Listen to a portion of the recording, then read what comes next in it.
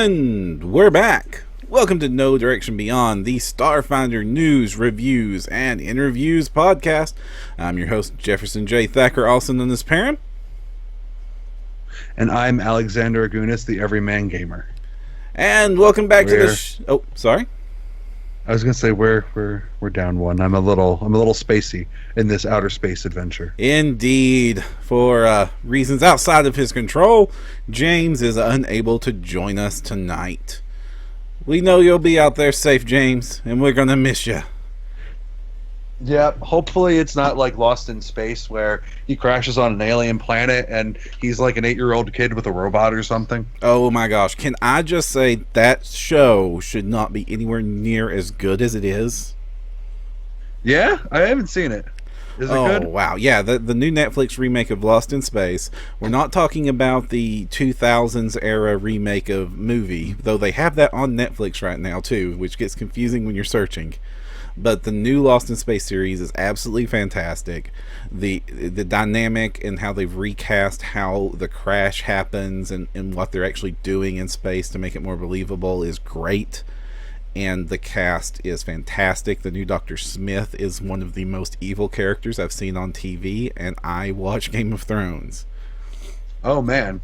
Is it something that somebody who's never seen the original can appreciate? Yeah. If you haven't seen the original at all, you can totally still enjoy this show. But if you have seen the original, you'll get a lot of chuckles as how they've completely radically redone parts of it. Though you still have your, of course, Will Robinson and his lovable robot.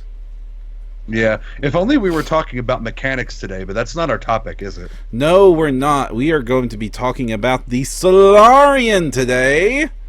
Oh man, Solarian is, of course, Starfinder's one unique class. It's the one class that doesn't have an obvious one-to-one analog with anything else in science gaming, science fiction. Yeah, gaming. I feel like it was Robert McCreary who originally said that, like, oh yeah, we were going through maybe it was Owen, I don't remember, but somebody was telling me this story about how the Paizo the developers were going through their ideas for Starfinder, and they were like, oh yeah, well, Envoy is kind of like our bard, Soldier's kind of like our fighter, Mystic's kind of like our cleric, and then I feel like in the story it's Robert McCreary who says it, but maybe it was Sutter, but somebody says, okay, so what are we doing that's new? And everyone goes silent, and they think. And the result of that think is the Solarian. Mm-hmm. What do you think, Param? Was it worth it? The Solarian definitely has a unique flavor that sort of fits it in with the whole Starfinder theme, the whole science fantasy bubble. And I mean that quite literally, because the entire flavor of the Solarian is drawing powers from stars themselves. Are you saying that they're literally Starfinders? Well, I don't know if finding counts because they just get that little pet one, the little mote. That's always great. That's true. It also is one of the more controversial classes in Starfinder for several mechanical reasons, as well as just grasping the concept of it. And I think a lot of it is new, and a lot of it has to do with reasons we'll discuss when we start breaking down the class in a minute. But before we get... Because it wouldn't be No Direction if we didn't rip something apart mercilessly. Oh, we don't always rip things apart mercilessly. We often rip things apart mercilessly. Mostly when you're a guest. Hey, no, that's not fair. I have watched the Shifter episode. I've seen what Ryan can do when angry. Oh. I don't know what the number is, fans, but if you can go back in time and watch Ryan's review of The Shifter, man, oh man, there's a reason why I don't enjoy debating Ryan, and that episode is a great show of how scary it can be. No. I think the only other time we've been more negative was one of the novels. The Wizard's Mask, Ed Greenwood's novel. I remember what you said about the Advanced Class Guide, Param. I don't think you do. I know the Advanced Class Guide was well intentioned. Oh, that's fair. Oh, Well, why don't we stop beating around the bush and dive into the Solarian? well, we do have a couple of housekeeping things to address before we dive in. One is that this episode is filmed in front of a live Twitch audience, and I see you guys already in chat. Please chat amongst yourselves and add us during the show. If you have any questions at all, we'll answer them throughout the show. So if you want to know anything about the Solarian, about anything about No Direction, or anything about me or Alex, just chime in and we will totally answer it. Or if we get something horrifically wrong, feel free to correct us. But I feel like I know what I'm talking about this time. I'm pretty excited. And we also need to mention that this show is brought to you thanks to the wonderful backing of our Patreon backers. You guys help make this possible. We appreciate each and every one of you, and thank you so much. If you wish to also support the network, you can subscribe to us via our Patreon link at nodirectionpodcast.com. It's also kind of literally brought to you by the Roll for Combat friends. Oh yes, that was we should probably we should probably tell them that story at the end, huh? All right. So for those of you who may have noticed that on Thursday night our website went down. Website's going down is bad. We're doing this now, I guess. Yes, let's go ahead and do it now. Website's going down is bad. We call our host up immediately, start trying to resolve things. I go dive into the code and start ripping the database apart, just trying to figure out what in the world is wrong with our website, and I can't find a darn thing wrong with it, except for the fact that it isn't working. Our hosts, well, I don't want to go into things that might be potentially libelous or brought up in court, but let's just say our host was unable to resolve the issue in a timely manner. And so for the past several days, you've seen various notes go up on our Facebook page talking about it. We put up a temporary page saying, hey, we're down. Here's links to our socials where you can still get some of the content. And we're glad for anybody that tuned in to watch us live without us being able to put this on the website in advance, because it just went up hours ago and we weren't really sure. We wanted to make sure everything was good and it was up for everyone, because we had to move to a new server. And that wouldn't be possible if, at our 11th hour of absolute peak frustration, Stephen Glicker from the Roll for Combat's Actual Play podcast, he's the DM on that show, and their primary host, messaged us, volunteered his services, got his team involved. He knows his web stuff. His team knows their web stuff. We were able to work together and get the site online after working together for a couple of days. And we're back up on fresh server. It's faster than ever, better than ever. And we hope that this never happens again. So the Roll for Combat Starfinder Actual Play podcast, those guys, and Steven specifically, thank you so much for helping us get back here. You guys should check those guys out. They started a new Starfinder Society game. They're also running through Dead Suns, but if you want to get a good taste of them, they just started up a Starfinder Society game where they've been running through 1-10, the Half-Alive Streets, with Jason Keeley as one of their players. So it's awesome, and it's a great way to get acquainted with the podcast, and you should go check them out. They're great. We'll have links in the show notes and stuff for that. Indubitably we shall. Thank goodness that we can do this show, because we had a really hectic April. Oh my gosh, this has been a crazy April. We missed the last show due to, I forget even why, but we missed the last show. And and No Direction has just been crazy, just getting everything organized. And of course we're gearing up for PaizoCon. Right, we totally are. I'm excited. I'm going to play the Eoxian one, but I feel like I should save that for later, because we really need to talk about the Solarian. Yeah, let's get into the Solarian. We will talk about PaizoCon after. We shall. It'll be great. All right, so what is the summary of the Solarian before we dive into its stat block? Well, it is a full base attack bonus class that has the standard trappings that we've seen of that level of martial prowess in Starfinder, meaning that it has 7+ con stamina points, 7 hit points, base attack bonus that goes up every level, and it has kind of a low number of skill ranks. It has 4 plus int, but it does have an overall better mastery of skill than the soldier does. So like if you're trying to go for skills and you want a full base stack character that is pretty good at them, Solarian is a little bit better, just by a hair, and we'll talk about more why later. They have a key ability score of charisma, which is only shared with the envoy, and you're suggested to have either a decent dex or strength, and you probably want an okay constitution if you're going to survive, especially if you want to be, because you're either in melee or you have a huge armor class, meaning you're probably going to get shot at a lot. Yep. Being shot at is bad, okay. The Solarian is also a class that can be either melee or ranged, which with strong preference towards melee.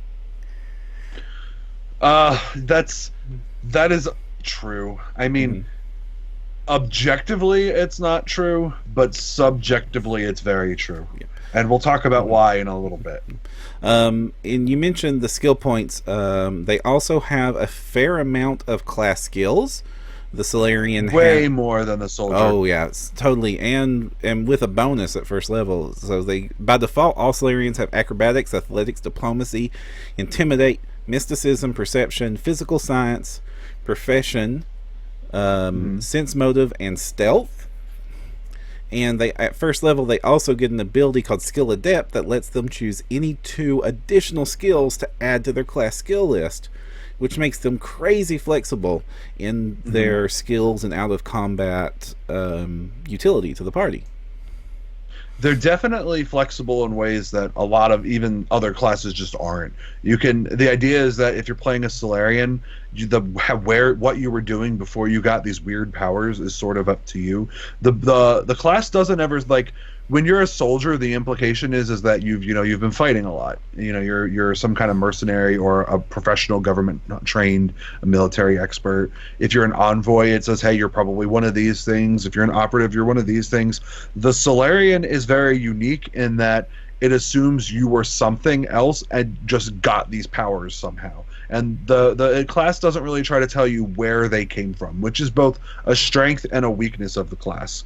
On one hand, if you want to come up with a really cool backstory that says, like, oh, I found this ancient relic in my family's house and it gave me all these incredible star powers, you can do that, and then you can use Skill Adept to explain what you did before you found that thing. But on the other hand, if you are looking for a explanation as to, how this class fits into the Pact Worlds and beyond, you kind of don't get it. The description is more about the action and what it is like to be a Solarian than what they do, which is something I hope we see expanded upon in the future, because right now I don't feel that the Solarian has a very strong place in like what it is or where it comes from. What do you think, Param? I think that it's super flavorful, but I definitely look forward to see how they work like the lore of the Solarian into the setting going forward. Like, they exist. There's one in the Dead Sun's adventure path, and it's in a place that makes sense. It's in like a place that's devoted to like the study of the stars. So when you see the Solarian there, you're like, oh, okay, I understand that. But it's not really quantified, And they also hint that they're like Solarian temples out there, so they're kind of like almost like they have this monastic quality to them, which I think would cool. But I mean, space monk star controllers are fun. Well, I mean, not to confirm or deny your theory, but the second volume of Dead Suns is called Temple of the 12. Well, that helps. Yeah, just a little. Okay. So let's go into like what makes a Solarian a Solarian. The main reason that a Solarian is a Solarian is because their primary power is a power called Solar Manifestation, which you get at first level and is the base form of your power. And you get to choose whether or not you have a weapon or armor, and it's tied into one of the 2 aspects of the Solarian. They got this dual aspect part of the class that they're constantly going to be balancing between white hot stars, or stars of any shape really, they can be any color, and black holes and gravity powers that those grant. So cool. And when you choose your manifestation, you either get armor, which can be any description you give it, but you can be really creative with what it looks like. Though I do like some of the art that I've seen of various pieces out there with like glowing light panels and auras. And then there is your weapon, or you can go with a melee weapon of any description you want, made out of either any color that a sun can be, blue, red, white, or yellow, or pitch black, because it's just a black hole that you're going to beat stick people with. It's true. It's like the sword from the Goblins webcomic that Min-Max uses. Just black, nothing. Ah, it's super cool. I mean, of course, you wouldn't really... This... I'm trying to think how to describe this one part of the Solarian class that I actually really like. When I look at the Solarian, it's... Oh! You know what it is, Param? What is it? The Solarian is an improvement upon the design for the Vigilante. You'll have to explain that concept. So, in Pathfinder, the Vigilante is a class that has two separate identities, which are like modes.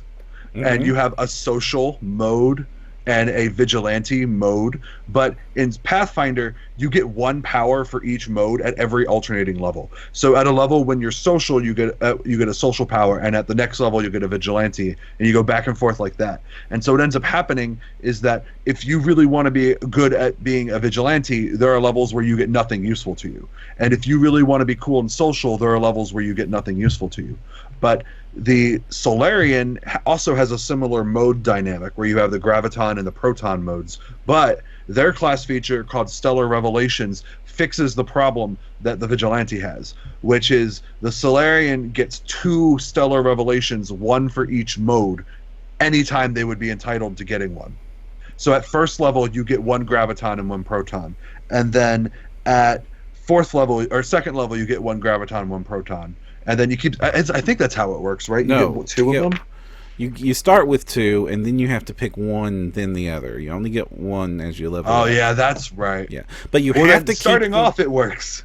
But you have to keep them balanced. If you ever have more than 1 on one side or the other, you're going to get penalized. And we need to go into... We need to do some background first before we get into that. Because... how this manifests is you have this little solar mote, which I'm assuming, well, not assuming, it's this little ball of light or darkness that you can have floating around with you. And then you take that mote and you form it into whatever your manifestation is, either the weapon or the armor. And with the armor, you get a +1 bonus to your kinetic and energy armor class, and that scales as you level up. It goes to +2 at level 10 and continues from there. You have to be wearing light armor. You can't wear heavy armor to use your solar armor. That does mean that you're the beefiest light armor wearer going, but you're going to be fast on your feet, but it does lock you out of any of the heavy armor options. Whereas with the weapon, it starts off doing a d6 no matter what shape you make it. You can try to make it nunchucks, you can try to make it a katana, you could try to make it just one big rock you hit people with. But it's always going to be a d6, and if you make it a pole arm or you try to make it a chain whip or anything, you don't get any extra reach or anything like that from it. It's always going to be the same d6 damage. But it does count as an advanced melee weapon. It doesn't have any of those penalties that primitive weapons have.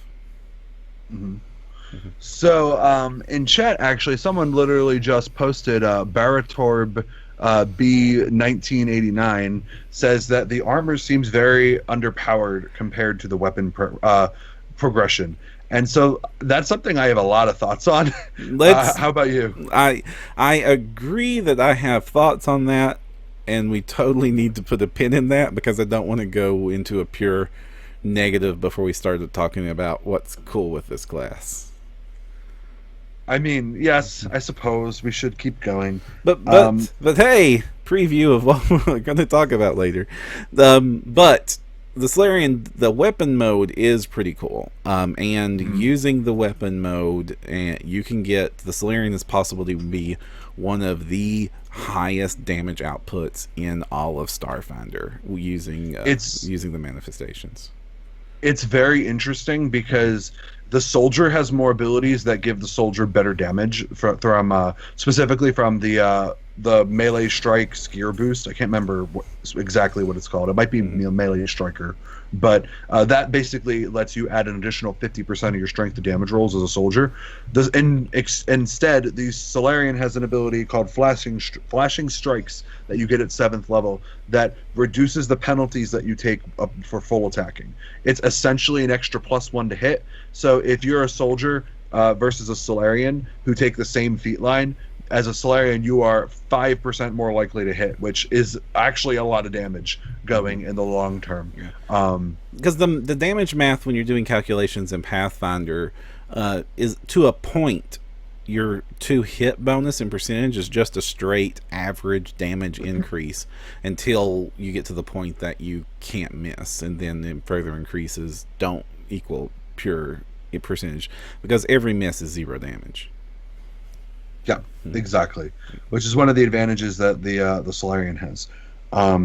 Another ability that they get is that eventually they get these very specialized versions of the Revelations called Zenith Revelations, which tend to be, instead of being like this one is Proton, this one is Graviton, they're Revelations that usually have special powers that involve a sort of like a capstone is a good way to put it. It's not like a capstone in the sense that it's super powerful, but when you are fully attuned to a specific element, you just like writhe with that power. And I'm actually looking it over. That's what I was thinking of when I was talking about the Stellar Revelations before. With Zenith Revelations, you get one from each, one for Proton and one for Graviton every time you get one. You don't get them nearly as often, but you kind of get these both, and that's sort of where I was going with, where to a certain level, this class sort of feels like it acknowledges the problems that having 2 separate modes that you are expected to use both of them has, and then kind of eases it a little bit by saying, okay, every now and then we'll give you things for both of them. And that brings up the concept of the stellar modes, which is how the Solarian is going to be interacting with their power. A Solarian has Graviton mode or Photon mode, and when you get into combat against a significant foe, you can begin attuning to one of those 2 modes. When you're unattuned any other time, or when you're between modes. With Graviton mode, if you start attuning to it, when you enter Graviton mode, you gain 1 Graviton attunement point and become Graviton attuned. Some of your Stellar Revelations and Graviton powers get stronger if you're Graviton attuned. And while you're in Graviton mode, you gain a +1 insight bonus to reflex saves, and this bonus increases by 1 for every 9 Solarian levels you have. Whereas in Photon mode, the same concept, but instead you get +1 insight bonus to damage rolls, and this increases by 1 for every 6 Solarian levels you have. And when you get to 3 attunement and you become fully attuned, that's when you can use those really powerful revelations. The Zenith ones, assuming you have them unlocked. So one of the complaints that you see often about the Solarian is, oh, it takes so long to charge my modes. I'm never going to be in combat that long. I don't know about you, Param, but in my experience, Starfinder combats last a lot longer. Our James and I have a mutual friend who, and not only was she our Reign of Winter GM, but she heavily plays Solarians and Starfinder. We've seen her go through abilities that require you to completely unattune and go all the way back to 0, and then work her way back up several times in some encounters. So like, it depends mostly on your GM and how willing they are to throw longer fights at you, but the general assumption in Starfinder is that fights take more time, so you usually will fully attune in the course of an average fight. Yeah, those fights definitely do take more rounds on average, especially at lower levels than I'm used to in Pathfinder. They go faster. Starfinder combats, as far as real world time, are resolving a lot faster for me than I'm used to in other in other D20 games. So I really appreciate that a Starfinder combat, it doesn't take me 45 minutes to get through, and it's one of the reasons that I've Right. really loved my But Starfinder play. But it is like dozens of rounds. Well, not really, but yeah, I've seen combats go into 10 plus rounds before. Yeah. yeah. And that's sort of the point, that you have these fights that will last significantly longer. It's not always the fight you expect it to be, though. No. Like, a lot of times in our fights, we'll get stuck on things that, like, James never expected us to get stuck on. Like, we were fighting these, they're kind of like Canyad columns from Rise of the Rune Lords, but spacey. And, like, we were with those for, like, a good 6 rounds. And James is like, they're 1 CR lower than your APL. And we're like, we're sorry, we can't hurt them. We're quite a motley crew. And in the first Starfinder Society scenario, that there's an alien that you can fight in one of the encounters, and that thing always goes long because players get scared of it, or, well, comically rolling nothing higher than a 4 repeatedly happens, and so and just the combats just keep going along. Yeah. So that's something that works towards its favor. But with that, the other big thing that you get as a Solarian, you get Solarian's Onslaught, which is exactly like Soldier's Onslaught. It lets you make an extra attack for a bigger penalty if you're feeling lucky, punk. And then you also have this really funny ability at 20th level that, like, the first half of Stellar Paragon confuses me. You can just make things brighter or darker around you. And in Starfinder, there's no darkness spell, so it's actually the only effect in Starfinder right now that can actually lower the light level. This 20th level Capstone power. It's really funny. But that's not all it does. No, it's not all it does. It makes you gather attunement points to get into one of your modes faster based on whether you made it brighter or darker. So basically you shed darkness and turn into a black hole faster, or you radiate light and turn into a star faster. And as it keeps going up, you can actually gain the ability to spend resolve points to just fully attune yourself. Like, here's a resolve point. And you're just super, it's great. And you can even, like, just swap around what mode you're in like a blink. It's really cool. It's a capstone that's interesting because we're used to seeing capstones that are very tactical, in the sense that they just outright stop problems for you, right? Like that's what the soldier has, that's what the operative has. But here with the Solarian, the capstone is this, it basically just breaks all of the rules and says you do what you want when you want to.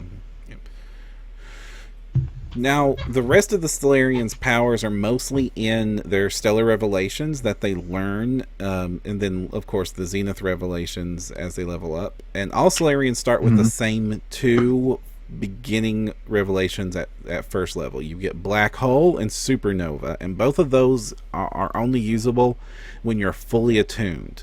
Now, other revelations you get as you level up are usable without being fully attuned, but these first ones you do. And then Black Hole is for Graviton, obviously, and I think it's I like this one more interesting. When you're fully attuned to Graviton, as a standard action, you can pull any number of creatures within 20 feet of you closer. You choose which creatures are affected and which ones aren't, and they must succeed at a fort save or be pulled 10 feet towards you. The range of this revelation and the distance pulled increase by 5 feet at 4th level and every 4 levels thereafter. Solid objects do not block this ability, but any creature that runs into a solid object ceases moving closer to you.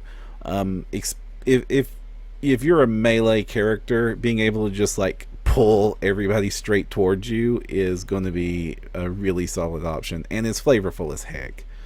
For photon mode, you have Supernova, which is when you're fully photon, you can deal 1d6 as a standard action. You can deal 1d6 fire damage plus 1d6 additional fire damage per Solarian level to all creatures within 10 feet of you. So you just burst out And then reflex save for half at ninth level increases to 15 feet, and so on.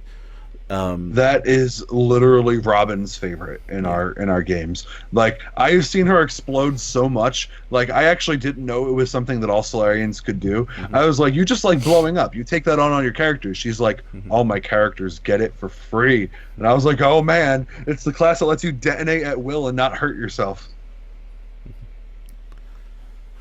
At second level, you start being able to pick, and that's when you can do things like flare or gravity anchor, and you just get a lot more. That's when the class really you're able to start differentiating yourself from the standard build of the two main modes you pick, and I think that's where the class really starts getting interesting. I mean, one of my favorites is Stellar Rush in the Photon mode, which you can wreath yourself in fire and make a charge without penalty, and if you're fully attuned, you can substitute a bull rush for the melee attack at the end, and if you succeed, they take fire damage. You just literally shoulder tackle them with fire. One of my favorites is called, it's this silly one that you get a 6th level called Crush, where you just crush someone with gravity, and you're like, suffer mortal. It's great. The Solarian has a very light side, dark side Jedi feel to it in terms of its stellar revelations. You can really see that in like one of the ones that you get as Proton is basically Jedi mind trick. It's like my aura scintillates with hypnotic colors, and you do what I say. And the comparison to Jedi has started ever since the concept of this came out. It's not really a great one-to-one mapping, but it definitely comes up because you definitely have the two light side, dark side, but there isn't like a evil good attachment. This is just literally lights out, lights on, gravity, fire. And you have to balance both, because when you become unbalanced, say I love graviton modes, I'm going to take nothing but graviton powers. Well, that means that I'm unbalanced on my attunement, and to get fully attuned, I'd need 4 attunement points instead of 3. And since there were already complaints that it takes a while to get fully attuned when you're balanced, that kind of exacerbates that problem. Now, like you said, in Starfinder, that isn't as big a deal, and I think a lot of the early gut check negativity towards that was people used to Pathfinder combat links where everything's over in 3 rounds anyway, and there's no such thing as a 4th combat round. Well, that's an exaggeration, but you get it. But at the same time, I don't want to wait an extra round to use my biggest powers. I'm not really sure what the logic behind making you balance them or be penalized is. To me, it seems like a really weird design choice. Like if it were me, I would have been probably like okay with something that was like it takes 3 for everyone. If you balance them, it takes 2 for you instead. It feels like a weird penalty, and I don't really like that about the class because it almost doesn't make it like kosher to go full like one element for like a thematic reason. Like it's always mechanically better to divvy up. I'm not crazy about that part about it, but I think it's cool overall. There's definitely some neat options, and there's a lot of room to expand upon the class. And then when you get to the Zenith Revelations, the ones that you get at 9th level and again at 17th, is that the correct answer?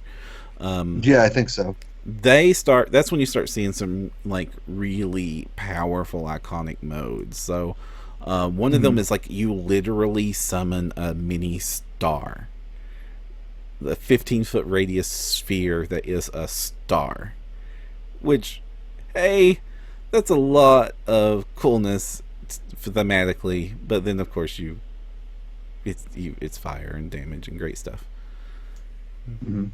I mean, I think the one that's really cool is the one where you're just like, I feel like playing Portal. Yes, wormholes. Wormhole.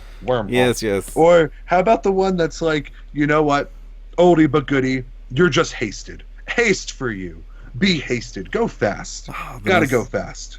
Nobody's going to object to haste when they can get it. No. I mean, it's not as strong as haste in Pathfinder, but it's strong enough, you know? Indeed. Indubitably. And The that's only class. Well, there's one we didn't talk about. We never talked about Sidereal influence. okay. So Sidereal influence is sort of like the out of combat ability that the soldier wished it had. Sidereal influence is essentially each day you can meditate, and when you do, you pick a number of skills that are either graviton skills or photon skills. There's a list for each, and they're all very thematic choices. Like protons tends to be about pushing the radiance of your personality outward and being good at things like diplomacy, intimidate, and medicine and survival. While gravitons are about being sneaky and deceptive and sort of shadowy yourself.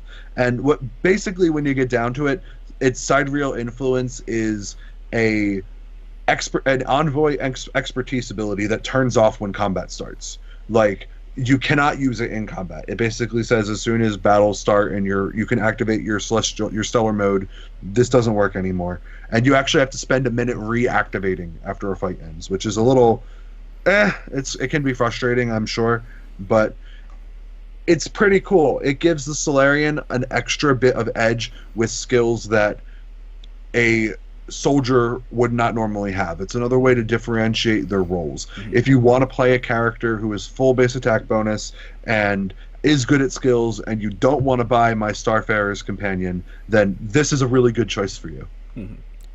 Yeah, and it also goes back to like influencing that monastic influence of this class. And so it also is really good to have some out of combat flavor, because a lot of this class is just pure combat skills, and to the point that your attunement, without sidereal influence, your attunement basically only happens during combat and then turns off as soon as combat ends. And that's really meta gamey, so I can see why that rubs people a little bit the wrong way, because you're defining a mode of gameplay instead of a simulation of the game's reality. Mm-hmm. And so at least now you have something that isn't combat related, because everything else is all about damage and buffs and really cool wormholes. I wish there were revelations that, or a revelation that lets you use sidereal influence in combat. However, to me, it feels weird that if I want to be a Solarian who's good at fainting, and I took the bluff one for graviton, that all of a sudden I'm in combat and now I'm not as good at fainting. So I think there's room for growth there too. It feels odd to me, but maybe it's just me. All right. So let's go ahead and take some questions from the audience. Yeah, we have a couple. All right. Someone asked us what our favorite revelations were. I believe that was Zergedian 99. Okay. Oh gosh. Okay, Stellar Rush is probably my favorite, because I love charging and I love being a ball of fire, and that's just really cool. I know it's not the most powerful, but it's I just love the visual of it and the gameplay of it, because bull rushing is always great, especially in a sci-fi setting with lots of these platforms that for some reason don't have safety rails. Yep. Platforms without safety levels will destroy you. It's really funny. I am a big fan of reflection. The one that's like, hey, you hit me. Blink. I wish like the spell reflection in Pathfinder was better. And so seeing something that's like, hey, I'm going to shoot you. Let me just stop your bullets. And pew, pew, pew, pew, pew, pew, pew, pew. Them right back at you is really cool. Reynard Wolf points out that there is no OSHA compliance in space. And he's right. No. Because why would there be? In space, nobody can hear your health code violations. And if there were safety rails, we would have a sudden lack of Wilhelm screams. Yeah. That'd be great. I'm excited. We should do it. Let me think. Now, the builds for this class. Basically, you have a couple of builds that are innate to the class. You can go with the weapon manifestation, in which case you are going to be heavily melee focused. You're going to have a lot of damage output with your cool star black hole weapon, whichever version you want. You're probably going to want to take heavy armor proficiency because if you're a melee character in Starfinder, you're going to get hit a lot, and you want to mitigate that as much as possible. So you're going to want to buff up your AC with heavy armor proficiency, and then you are going to go to town with these weapons. You're going to want to take a lot of the revelations that are great for a melee, such as the Stellar Rush, which is great. The reflection isn't so bad from Alex because you're going to be taking those hits. And of course, for the Zenith Revelation, having a nice little wormhole to be able to zap across the battlefield where you want to be, super useful. This build is also, focusing on the melee means that you are literally going to be one of the highest damage output in Starfinder, and you're going to have a lot of attacks per round. You're going to be taking a lot of advantage of that and applying it.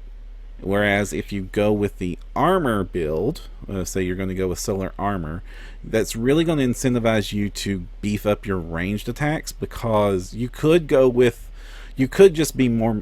melee path even with solar armor, but when you would be an incredibly mobile melee combatant because you're not going to be weighed down with heavy armor. This really leads to taking something like long arm proficiency and specialization and being able to really hunker down and just lay a lot of fire downrange. That plays to this build's strengths. But I have a counter build for you for Armored Solarian. Okay. And I don't think I haven't seen anybody suggest this but that doesn't mean it hasn't. Go Armored Solarian. But instead of going long arm focus on one-handed advanced melee weapons. Okay, why one-handed?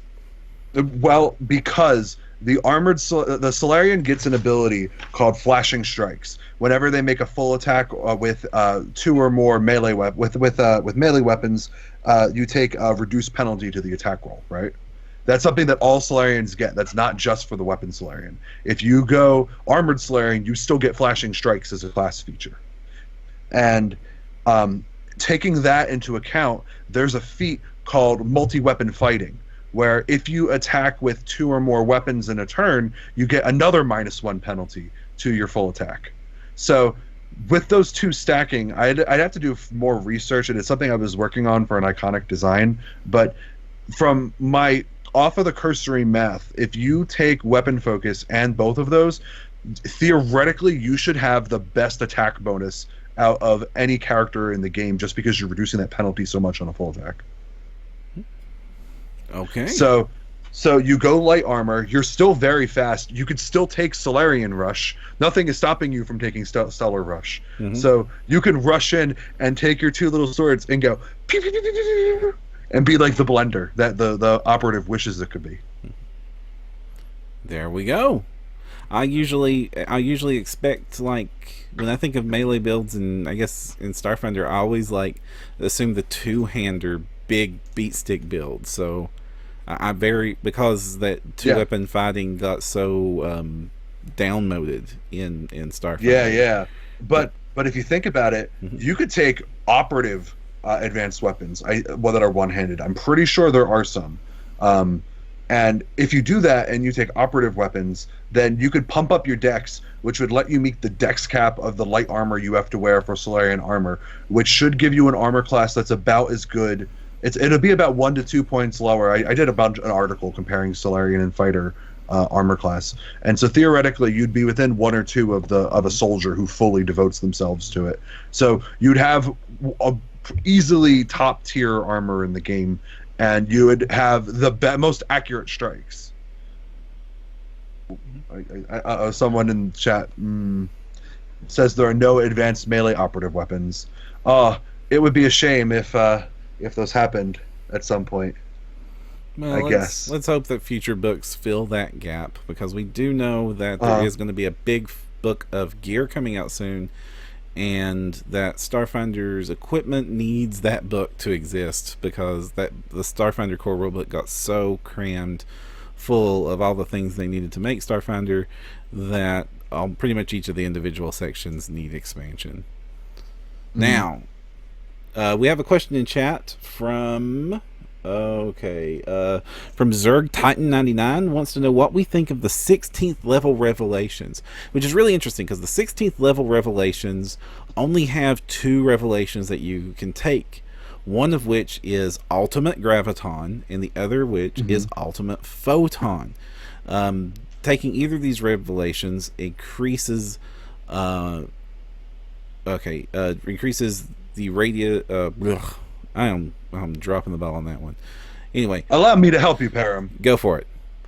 It increases the radius of all of your proton or graviton revelations, depending on which one you take. But I think what's more interesting about them is that all of them empower a small list of other revelations. Yeah.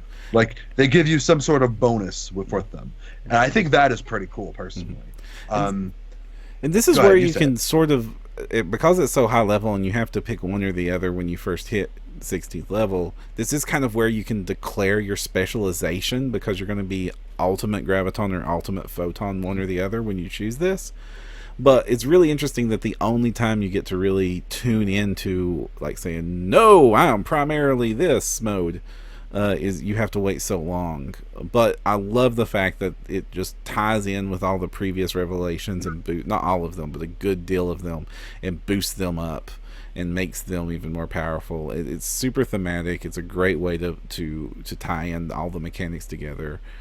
As far as like the power section of this class, I think they did a great job putting a lot of very desirable options to choose from. Moreover, if you compare the Solarian to the soldier's benefits tend to be very passive. They're things that like modify you in the background. There's not a whole lot that give you new options. They're things like, now you can do this, but it just augments something you could already do. The Solarian is a very active class. It's a class that gives you tons of abilities, and you just use them. And it's up to you to find the combination of abilities that makes you as effective as possible. I kind of think that is a really cool, interesting way to diversify the class's feeling, and what ability is appropriate for a Solarian versus what ability is appropriate for a soldier is a little bit more obvious, because we can say, oh, well, this is something that you get more passive. Passive is pretty soldier, and this is something that you get more active. Active is pretty Solarian. Yeah. Indeed. Zerg Titan also asked us real early on, and I think this will lead us into talking about some of the problems the class has, is what do you think are some of the problems, and without changing the core of the class, how would you fix them? I think a lot of the Solarian has its biggest problem is that it is a mad class, multi-attribute dependent. Depending on which build you're going to want strength or dex at fairly high, like most characters. You're going to want a high con, especially if you're going to be a melee character, because you're going to be taking a lot of hits. You need charisma, and you're going to want int to buff up your skills, but it's not so much required. But because there are at least 3 stats that you're going to want to get up high, this class makes it very hard, at least starting out, to be as effective as other characters that get to focus only on 1 or 2 attributes. This does sort of even out as the class levels up, because Starfinder lets you level up multiple attributes at once at various points, and so this does alleviate itself, and that is great. But when you're a low level Solarian, you have to spread your stats out more. You have to make some intelligent decisions that aren't super obvious about your class build when you're putting it together, and you're also your really cool Solarian powers don't really kick in until you get to level 2, because you're at first level, the only cool Solarian powers you have to power all the way up to get, which does take some time. It's not as the big death sentence that is suggested at some of the first knee-jerk reactions to the class, but at that very first level, it doesn't make a great first impression, because you feel a little bit weaker than your other party members, and your cool ability is on a timer that you don't get to access, as opposed to other characters that get to lead off combat throwing out cool spells and really cool attacks with big heavy cannons and trick shots and and sending robots out there to shoot people in the back. You don't get to do any of that cool stuff. Now, as you level up, you start getting really cool powers, but that first level experience, I kind of wish they would have swapped that and let you start with one of the lesser powers, and second level, that's when you got your fully attunement double pack. Oh man, Shadis in chat says just do what they did with Altronus, 114, 412s, and an 11. Oh, that's the other big problem with this class. It doesn't have an iconic that makes the class seem fun. So I am so sorry, Starfinder Society crew. That pre-gen is the Harsk of Starfinder Society. No, that's the I blame that pre-gen for most of the negative reception this class got, because it tried to split itself between all of the possible ways a Solarian could be cool without committing to one, and that meant that it wasn't really good at. You really need to pick whether you're going to be ranged or melee. No matter which of the builds you go with, you need to pick one, because if you try to be a switch hitter with this class, you're going to really suffer until higher levels when you can get those set stats leveled out. And just like any role-playing tactical game based on D20, it rewards you for specializing more than it rewards you for being a generalist. And that pre-gen with such low stats spread out so much, not a lot of resolve points. And that being the first introduction to the class really hurt. I hope they rebuild that pre-gen to be a little bit better of an introduction to the class, because you can totally build better first level Solarians if you're willing to commit to one of the paths or the other. Mm-hmm. You know, another problem with Altrondis is that when you play as a melee in Starfinder, you need to accept the fact that you are probably going down in one out of every 4 fights that you do. Mm-hmm. And that is not necessarily always a fun realization, especially on a character that only has 2 resolve points. You'll get better just over and over again. No. And that's if you don't get Space Plague. Let the beating stop. You play your main character in the adventure path is a melee focused character, right? He is. I play a melee focused soldier. Mm-hmm. I got literally James and I were reading the affliction rules, and we realized that if we didn't assume they worked like Pathfinder, I probably would have been dead. But I also would have refused to keep on fighting long before I would have died, because we pulled a bunch of encounters that all just piled on the diseases.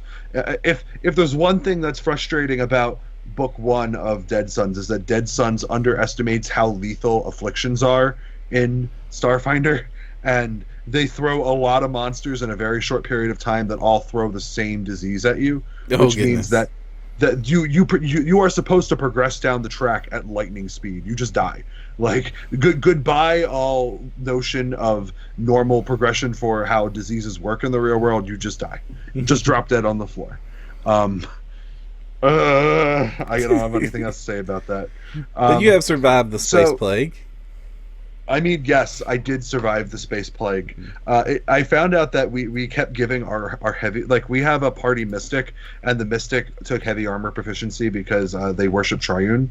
So I was like, oh yeah, you can have that heavy armor. And like, I looked down at my armor, I'm like, oh my gosh, I'm wearing level 3 armor and I'm level 5. That's a huge deal in Starfinder. Mm-hmm. Like, so I was like, I'm taking party fund money and I'm going shopping, and you can't stop me.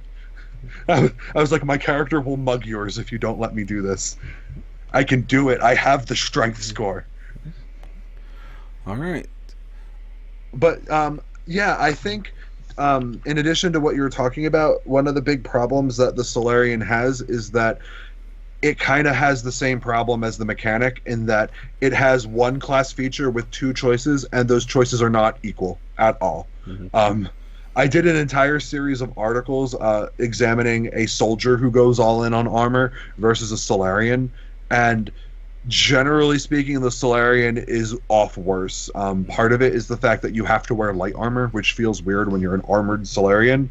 And the other part is that your Solarian armor ability provides you very small bonuses to AC that you don't feel.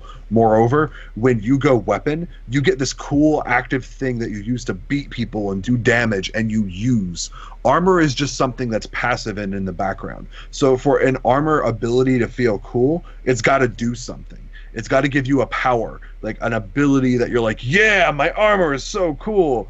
And so, and I say this from experience because my friend Robin, that I've mentioned several times in tonight's episode, is an armored Solarian in our Dead Sons game. And, we were comparing armor classes, and she's like, you and I have the same armor class, talking to me. And I was like, yeah. She's like, did you take any soldier gear boosts or fighting styles to get that armor class? I was like, no. I just wore heavy armor and have a maxed out dex bonus. And that did not make her feel good, that when she found out she gave up the Solarian weapon to be adequate to what I have for just getting a feat as a class feature. So I truly think that the Solarian armor needs to be something that is addressed in the near future. I tried to address it by writing the Solarian armor crystals that I put in our No Direction blog, and I'm going to come out with a third-party product that gives more of those later, but we kind of need something from Paizo. It can't just be third-party. Mm-hmm. Yeah.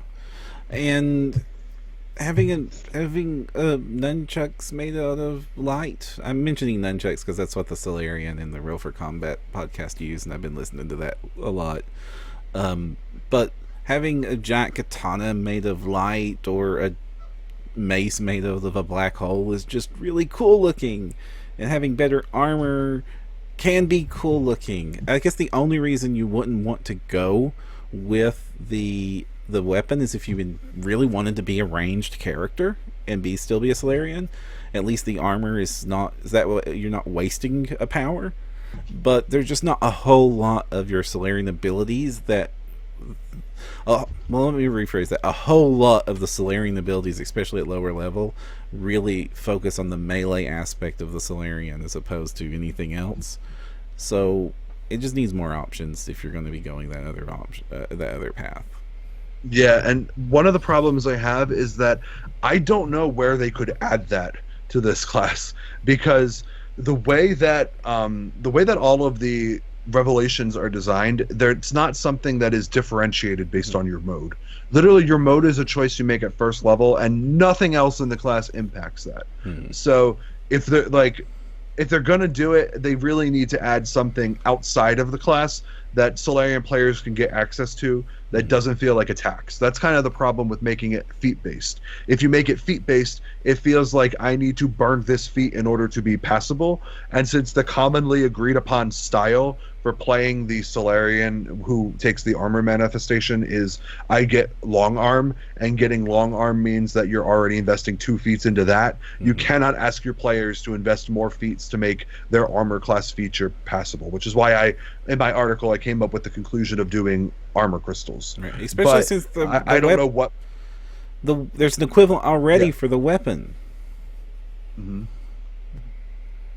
Yeah, I agree.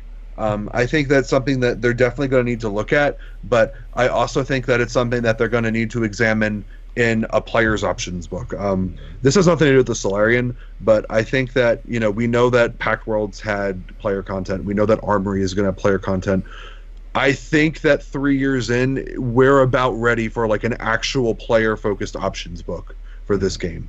Like, I think that it's been very dry in terms of like what am I going to use, especially because the idea of making players wait for players options assumes that the players need time to digest the options we've given them. But if your base product didn't have any options that catered to somebody and you don't come out with anything new, then those options still don't cater to people, and you're not going to get those people in to try your hobby. So after a certain point, you need to start adding things that don't stack on top of what you already have, but expand outward. We don't need skyscrapers. We need more city blocks.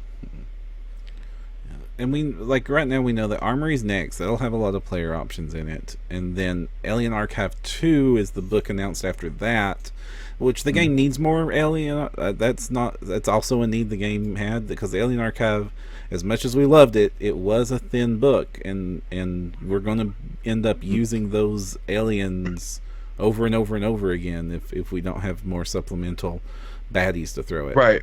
And so here's another thing that I agree with you on that, because I think the idea is that book comes with really easy to use rules to build aliens, so you don't need to have, tons of pre-made monsters. But to this point, I am still not really sure what the problems in the Pact Worlds are. I actually don't think Pact Worlds did a great job of telling me what I'm adventuring for, to be completely honest. It because like when you go into Pathfinder, you're like, okay, I know that the Whispering Tyrant was a problem, but he's got a cult left that still worships him. And you're like, I know that there are all these orcs that are raiding these people, and I know that there is these remnants of an ancient war, and there's mutants everywhere, and all of these problems that are in the Pathfinder world. Most of what Pact Worlds is, at least in my opinion, is mostly just talking about the society, like in terms of like what culture is like in the Pact Worlds. And I don't think the threats are very obvious in that book. They're like, here's a pirate faction. Okay, well, why am I murdering these pirates? Please tell me. Like we need a book that is preferably not more than 62 pages. That is like, these are the things that you need to worry about in the Pact Worlds. These are the issues that are going to come up. These are the people that are trying to cause problems to the government. Like I think we just need more information about the setting, in addition to more things that people can be in this setting. Right. So like right now, like the biggest baddie that we're really looking out for are the Aslanti Space Empire, which is going to be the subject of one of the upcoming 3-arc adventure paths. And other than that, there's some, but not like, you're right. There was just so much adversarial content in Inner Seas that we could definitely use some more. Yeah, and it's like I grabbed these the adventure path volumes, and each adventure path has like a page dedicating a new planet. I don't need a new planet. I need you to explain to me what the problems are on the planet I'm already on. Like, do not tell me about some world out in Fifth and Japit Vast when I don't know what I need to be fighting, or what's going to try to kill me in Absalom. Like, this is a very small spoiler, so I apologize, but Dead Suns involves a lot of gang fighting, and like there's no write-up on these gangs. Like, I don't know if they were invented for this adventure, or whether they're like a serious gang that like a Yakuza style thing that's just been around for a while. And I feel like I should know what might be trying to kill me in this setting, And I think that's part of the problems that Alien Archives has, that it doesn't have enough things that are trying to kill me, that I don't know what the problems are. Like, I really want to know about the I can't remember the name of the faction. I think it's called the Enigma or something. It's like the evil group that the Greys belong to, like the secret group that like abducts people and does experiments. I want to know more about that, and like I don't want to have to wait until an adventure path comes out to see one plot hook that I might have to do with them. Well, this all boils down to the fact that Starfinder just has a lot less content than we're used to seeing released for the games coming out of Paizo. And I hope Thank you, Shaudius. It's the unseen. Thank you, Shaudius. So, basically, the solution to all the problems we have is just more pages of content. So we're just asking for more. We're just asking for more. You just walk up to Eric Mona. Please, can I have some more? So my worry wouldn't be, will Eric Mona give us more? Because I'm sure that if we all go to Eric Mona with wallets open, he will happily pluck from our wallets for more content. But the real question is, like, the Starfinder team just hired several new people. We've met Chris on the show. I think there's somebody else, but the name is slipping out of my mind. I'm so sorry, new person. It's not that I don't like you, it's that I don't remember you. But like I'm not sure. Can the Starfinder team support a new monthly product? Right. I would love the answer to be yes. I don't know if that's the answer, but I really want it to be yes. Please make it yes. I need a player companion size thing of threats. Yeah, I mean, something. Maybe a bi-monthly soft cover would fill a lot of needs there.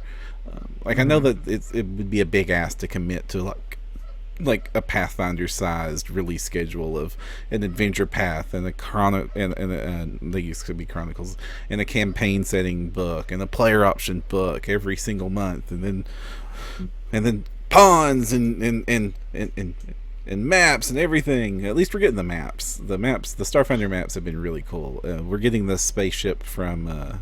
We're getting the what's the spaceship called in the Sunrise Maiden. Yes. We're getting the Sunrise Maiden map, and that looks really cool.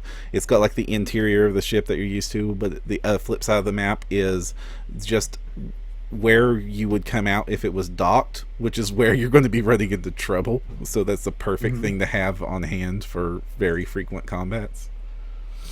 I strongly think that they should consider just not doing new worlds for a little bit, and maybe even cutting down on some of like the other like content, and just each adventure path say, hey, we went to this area, here are some more problems in this area. Like if you're going to the diaspora, here's a list of problems in the diaspora that you could start a different adventure.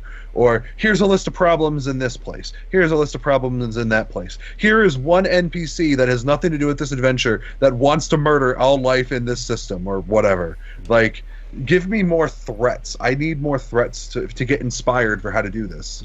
Or, I mean, other than that, or I'm just going to play my own setting because I can put my own threats in there. So we need a Starfinder version of the Villain Codex. I don't necessarily know we need a Starfinder version of the Villain Codex, but we needed the Pathfinder Society Field Guide out of Pact Worlds, and we got something smaller that didn't really talk about what the problems are. Like, in Pathfinder, the assumption is that there are heroes in the world, but they aren't many, and the players need to be the ones to step up to the challenge. I never got a sense of what those challenges were in the Pact Worlds, which I think is a problem when you're trying to make an adventure setting. What does that have to do with the Solarian, though? Not a whole lot. So overall, so let's give our closing thoughts. Overall, I think the Solarian is a very fun, flavorful class. You can build powerful Solarians and have a blast with them, and it has some of the best active, that's how you're calling them, the best active powers of any of the other characters. I think it's a great class. It does have some weaknesses that we've talked about, but I don't see that it's one of the worse off classes, especially if you know how to build it right or make up for some of its weaknesses, or at least are willing to just deal with that first level blues that the Solarians have to deal with. Yeah, totally. They definitely have some issues, but I think this is a class that I don't necessarily know that fixing all of its problems will be easy, but fixing all of its problems is something that should be strived for. Yeah. I definitely agree with Shawdis that it needs more revelations. Yep. But that's what we've been saying about a lot of the classes, that they just need more.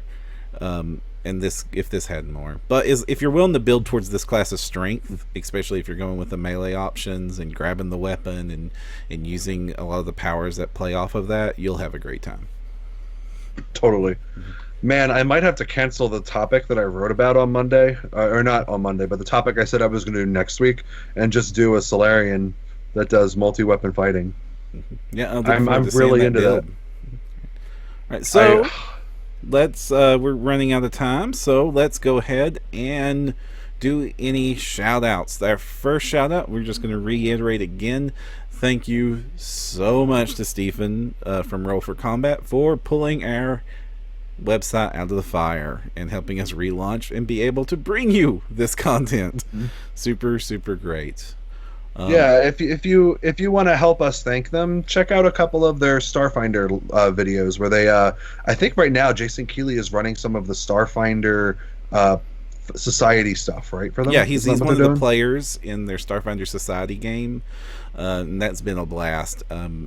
The characters they've put together for that have been hilarious. So and of course their normal games are great too, but I think I like their Starfinder Society stuff best. Not only that, but Jason Keeley is just awesome. I'm going to shout out to him for no reason. Actually, I do have a reason. Okay. Jason, like we said on the last time we were here, Jason Keeley is doing the editing for Everyman Gaming's Advanced Skill Guide book for Great. Starfinder, and oh my gosh, ah, I've come to realize that I never have truly seen the marvels of like a truly masterful editor before Jason Keeley. Like, oh my gosh, like I've had really good editors. I would call them great editors, but like I got Jason's edits back, and I was like, this is so good. I can't even, like, it's been overwhelmingly great working with Jason. So if you need someone to edit your stuff, your products, your term paper, whatever, talk to Jason and give him money, because Jason needs more money.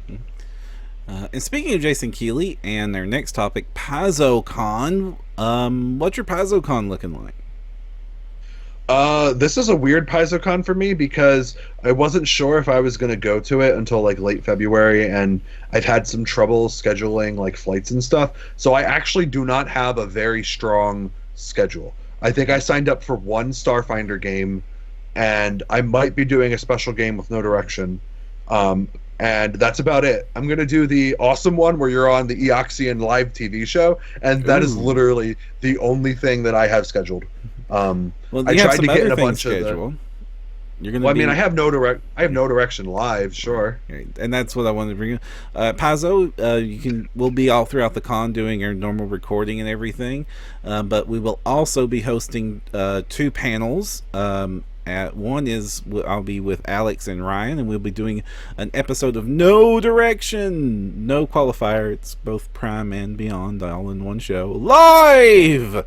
So come in and watch, and come in for that and be on an episode of No Direction. We're also going to be doing No Direction Adventurous live, where we'll be playing through some of the War for the Crown with most of our players, including the fabulous GM Crystal Fraser, and that's going to be fantastic. And besides the official stuff, I got into Jason Keeley, which is why I brought him up. Keeley's Skittershot game. So I'm going to get to be playing Skittershot as a Skittermander with Jason Keeley. So that's the one thing I'm going to be super looking forward to. Ooh, Shawtis says that 8-99C is finally up. Solstice Scar Part C. It's the ending to that scenario. Ooh. I need to go play. My Kitsune Hunter and his faithful wolf animal companion. I have 2 out of the 3 of them done now. I just did Part B at Sealy Court last weekend. So I need to go sign up and do that because I really want to finish the storyline. And of course, if you're going to be at Gen Con, we'll also be there doing our usual coverage and playing. And we're also needing some volunteers, especially for Gen Con. So if you're going to Gen Con and you want to volunteer and help out No Direction, record some seminars, we would super appreciate that. Param really needs volunteers because James and I both sold our soul to the Pathfinder meat grinder. Sold your souls. I mean, last year we were free agents and did whatever we wanted, but James moved this year. He got a new place. So he was like, it's too much money for having just moved. I need to, if I'm going to go, Paizo needs to help me. And so I was like, all right, that makes sense. Robin and Matt Morris, who has been on the show, and we'll all be in a room together, and we'll be serving our Paizonian overlords at the Grand Ballroom almost the entire convention. So if you sign up for Pathfinder or Starfinder Society adventures, you could have either me or James as a GM. It's a thing. I'm also going to be running Pathfinder 2e playtest almost half of the weekend. I am so excited about that. Yeah. It's why I hope that our secret happens, so that that's not really a secret anymore. Shoot. Yeah, it's not a secret no more. No. Okay, I'm not saying anything else about it. I am so bad. I'm sorry, everybody. No problem. Also, we haven't put up a big post about it yet because we've been dealing with some other stuff. But if you are going to be a volunteer at Gen Con and you're willing to volunteer a significant amount of scenario recordings, we haven't decided on the number, and we'll be real flexible with it. But if you're basically willing to become my sidekick for Gen Con, we will buy your Gen Con ticket. Wow. Mm-hmm. We are being, whoa, really? Yeah, We're doing that? yeah, we're going to do that. Yes, we will get you Wow. a Gen Con ticket if you're willing to be a sidekick. I'm not asking for you to sell your soul to No Direction, Yeah. but just No, your soul belongs to Aram. no, Lord, no. But record some for the basically, if you're willing to record a significant number of the seminars with us, we'll make sure we'll cover your ticket cost to get in. Maybe we'll even let you eat dinner with us at Scotty's or something. Oh no! If you're our one of our volunteers and you want to hang out with us all freaking con, man, you're welcome to. You're part of the team. I'm gonna make little badges and everything. So I just want to point out that if multiple people volunteer to become Param's assistant, the person who has the best version of Param's hat on their head in the submission picture will probably be chosen. So make sure that you play the part. Yep, make sure you play the part of Param's assistant by properly wearing the Param assistant hat. I can't even find a good replacement for this hat. No, that's okay. I'm sure we have some artsy people out there who can like make their own or something. Mm-hmm. All right, everybody. Until next time, go beyond with No Direction.